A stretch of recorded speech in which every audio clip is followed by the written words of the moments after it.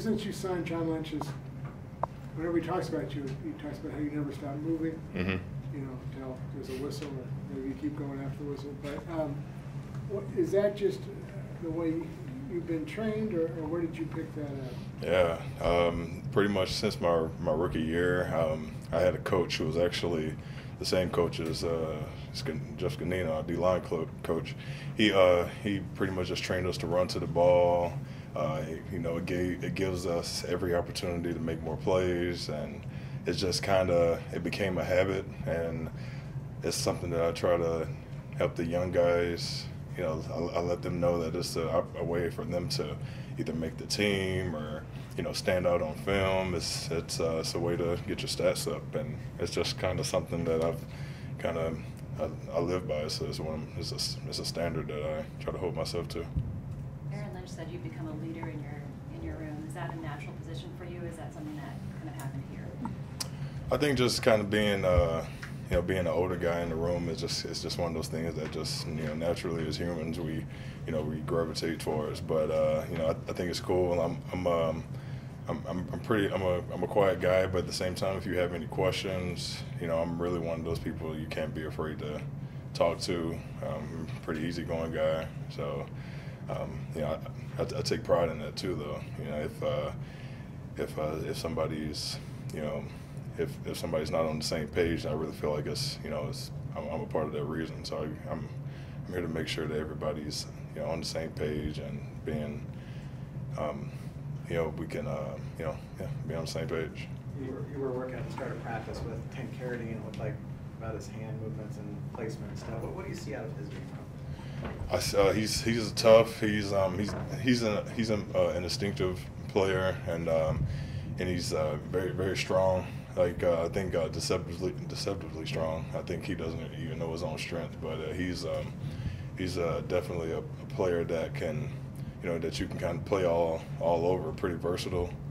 You know, definitely a strong and active player.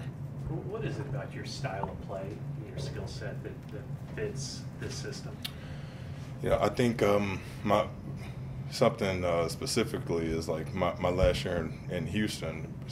Specifically was that I was able to focus on just playing the shade, playing the interior, and I think having the help of Coach Ganina there, and you know, he's played the position for 17 years. He really helped me understand, you know, blocking schemes, and he really elevated my game, you know, playing in this scheme. So going, you know, moving forward, you know, fast forward coming to here. You know, it's kind of like we're basically able to continue what we, you know, worked on in the past, and you know, I'm back to learning and, you know, and perfecting, you know, the craft that he's developed, you know, over the years that he had as a player and now as a coach. Are your plays, his style of play back in the day, was it similar to? I mean, is it very, very similar. You know, playing in the A gap was, you know, something that he took pride in, and it's you know, something that I've grown to take pride in, and I know how to play my blocks a little bit better, you know, and now that I've had a lot of experience, I could help out the young guys. I could help out the offensive line on the interior. It just kind of it works a lot. Yeah, how do you help out a guy like Mendio, who's a different body type? New system to him. Yeah. Probably not the best fit for this system, but how do you go about helping him? The interesting thing is, I think he's actually, you know, he's teaching me things. He has quick hands, and you know, he's very hard to move. I mean, there are going to come times where, you know, you need a guy like his style, his presence, you know, especially in our run game.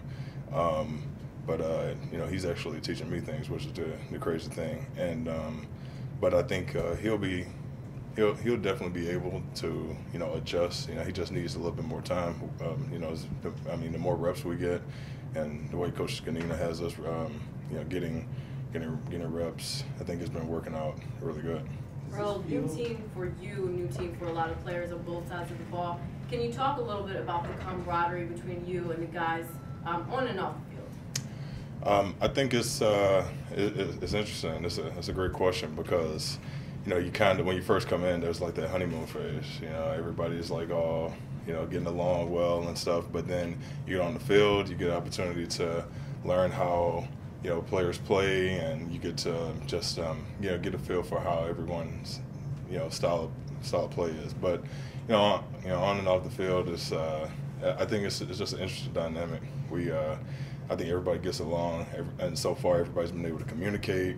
Everybody's been able to, you know, talk to each other on a, you know, on a respective level, and that's and I think that's important. You know, moving forward, getting into the season, you want to be able to communicate with your teammates and be able to make adjustments on the sideline. You know, if you have that connection with people, you can come to the sideline and tell them what they did wrong, tell me what I did wrong. I think it's important.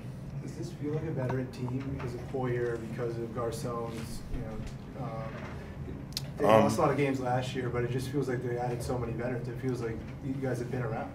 I think to me it feels like a young team overall, but like kind of in a good way though. Everybody has a fresh start here from top to bottom. Everybody in this organization, we kind of have a young, fresh, new mindset, and I think as long as we stay the course, as long as we are all on the same page and trying to learn the scheme, I think that we can all, you know, do great things. And I think we're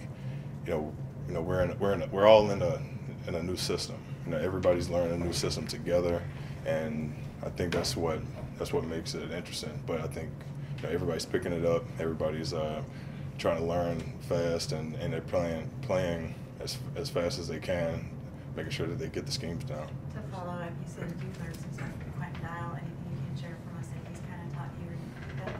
I mean, he has great hand placement. He's very strong, very strong, and he has, you know, he's pretty instinctive, and you know, he very smart. Pays attention to the offensive, just the way they lined up, and you know, he sees things the same way that I see it. Sometimes he plays it a little differently, and it'll be a way that I think I should incorporate it into my game. We've seen a lot of balls and tip passes from this defensive line so far. Is that a product of technique that you guys have been focusing on, or is it just the height of the unit? I think just Coach Sala, he definitely preaches us. You know, he wants us to get batted balls. He definitely just wants us to be disruptive in any kind of way, especially on the D-line, batted balls, tip passes. We're trying to do anything that we can to, you know, help our guys on the back end. You know, whether we're tipping balls and helping, you know, people, you know, get interceptions. So we're just trying to just wreak havoc, you know, and just make plays in the middle. Earl, you've been doing this for a while now. There continue to be reports about, you know, CTE studies and brain trauma and, you know, long-term effects of playing in the NFL. Has it ever given you a pause? You know what could happen after retirement? I think it's important more so for, you know, for young kids. You know, I think it's important for like that people do their research. You know, if kids have if they want to pursue, you know, going to the next level and playing, I think it's important that they know the entire truth about it. But you know, personally, you know, I feel like I play the game a whole lot safer. You know, I think it's important to teach people how to play this game. I mean, I love this game, but I know what it can do. You know, if you play it the wrong way, and the type of, you know, effects it can have on you in the future. So I think it's important for, you know, like whenever you're, you know, if you're a kid, you're going out, you're buying a helmet, like just don't get one that fits right. You know, I think it's important for us as players, as grown men, to, you know, go talk to the equipment managers, get the best helmet that we have, and you know, just take care of our bodies and play the game the right way, and not try to put yourself on the line, trying to duck your head and hitting people the way doesn't necessarily have to, you know, you don't necessarily have to do it, you know. In particular, proper tackling technique. Sorry? you're playing the game the right way, you're talking in particular about tackling technique. Yeah.